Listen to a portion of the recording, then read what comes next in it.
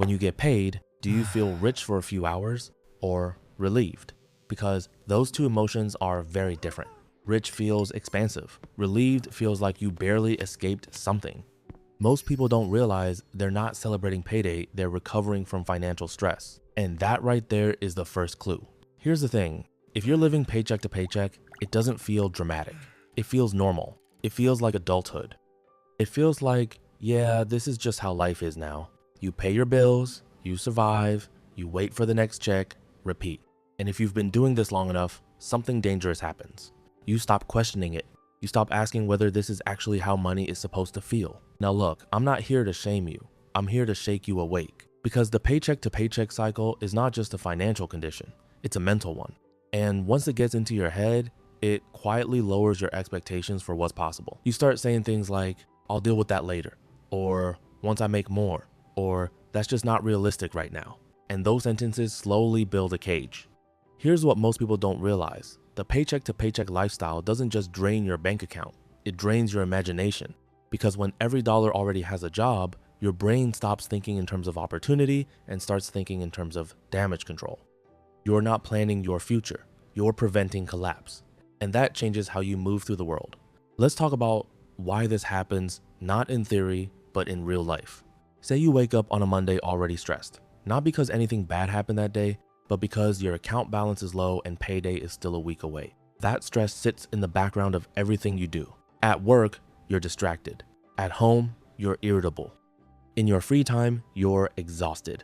Now imagine someone invites you out, or your car makes a noise, or a bill hits that you forgot about. Your nervous system spikes, not because the expense is catastrophic, but because you have no buffer. And this is where psychology takes over. When humans feel trapped, they look for relief, not solutions, relief. Relief might be scrolling. Relief might be ordering food. Relief might be buying something small that gives you a sense of progress. And that relief costs money. So the same system that makes you stressed also pushes you toward the behaviors that keep you stressed.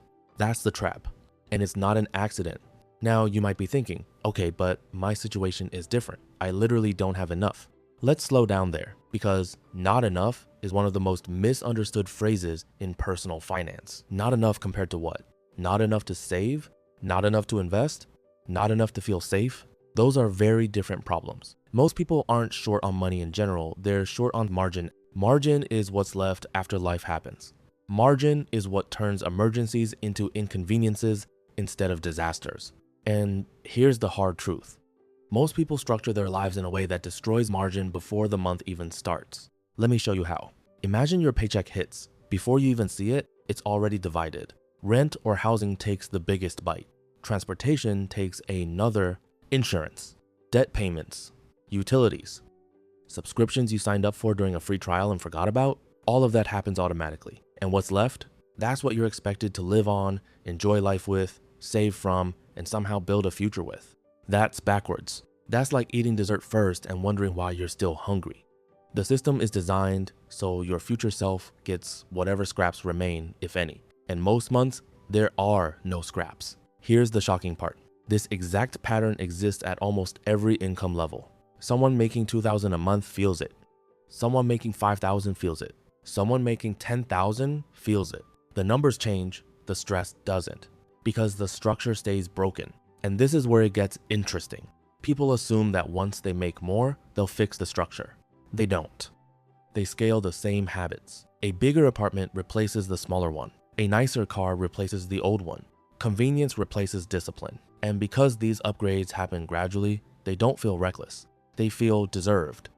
But what you're really doing is trading future freedom for present comfort over and over again. Now look, comfort isn't evil, but comfort without intention is expensive. And it's sneaky, because no single purchase ruins you. It's the accumulation. It's the only $30. It's the just this once. It's the I've had a long week. That language matters, because it tells you something about how you're relating to money. You're not directing it. You're negotiating with it. And money doesn't respond well to negotiation. It responds to rules. This is why budgeting alone fails.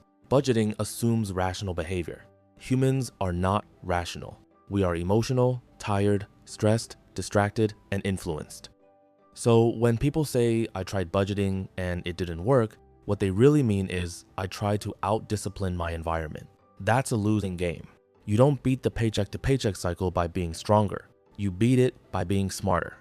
By designing your financial life so the right things happen automatically and the wrong things require effort, here's the first real shift. Your money needs separation, not mentally, physically.